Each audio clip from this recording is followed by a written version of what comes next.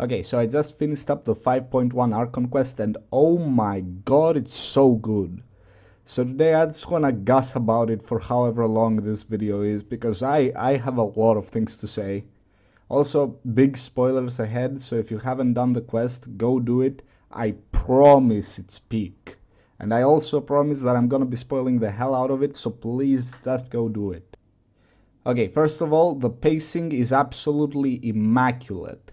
There is never a point where I was bored or burned out playing through this, which is an incredible feat considering this is a 5-hour quest.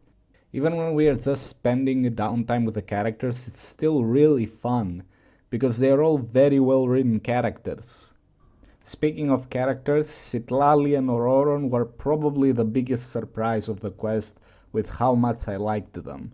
Auroron being this well-meaning guy that grows vegetables all day, who gets wrapped up in the captain's shenanigans because he wants to protect his grandma, is honestly way more interesting than him just being the 10th Harbinger or whatever everyone thought he was gonna be. Citlali is also great. I love the running gag of her bringing up that she's old only to tell the other person that it's rude to ask a woman her age, even though she's the one that brought it up. It's great. I love it. But cutesy character gags aside, I want to talk about probably the best part of the quest, and that is how dark it gets.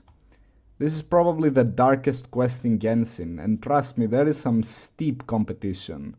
A big portion of Act 4 is spent just running around trying to help people while the Abyss is attacking everywhere, and it is gripping.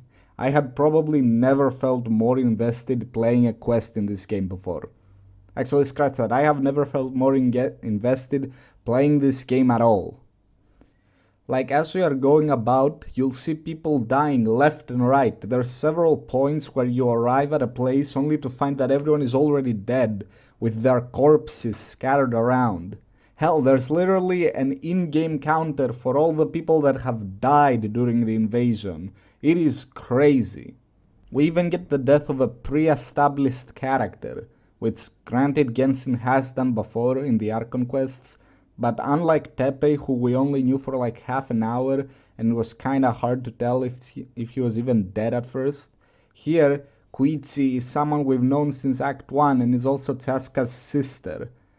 When she dies, it causes Chaska so much pain that she starts screaming in agony and almost gives in to abyssal corruption, so the impact of her death is made clear immediately.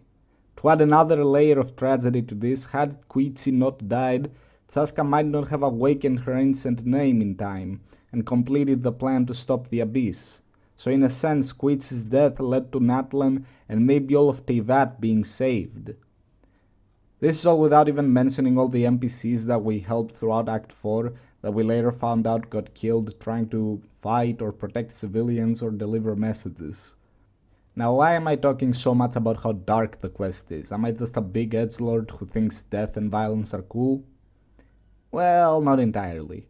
For one, Natlan is the nation of war, so it's natural to expect the Archon Quest to get pretty fucked up, because war is fucked up. But a lot more importantly, this does something that I've waited for years Genshin to do, and that is actually making the Abyss a major threat.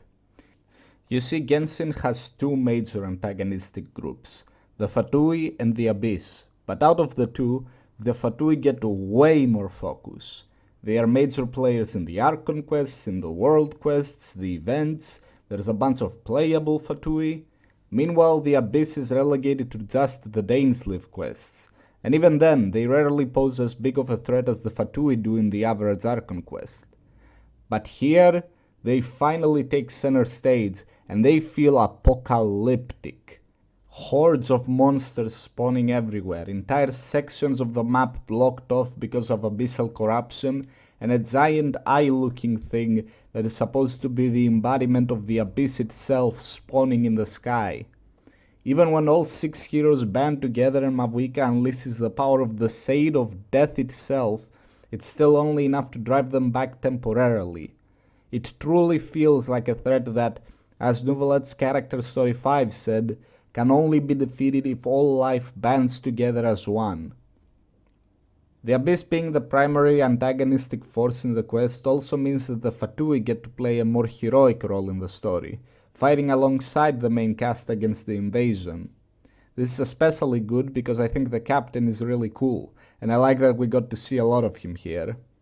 I just really like the idea that the highest strength of the Harbingers is also the most heroic, or the least shady of the bunch. Like, sure, he probably has some ulterior motive, the ending scene definitely implied so, but I also think that he's just a good person that wants to prevent the tragedy that struck his people from befalling Natlan as well. Oh yeah, that's another thing. The captain is from Conria, and that's just one of the many lore bombs this quest drops.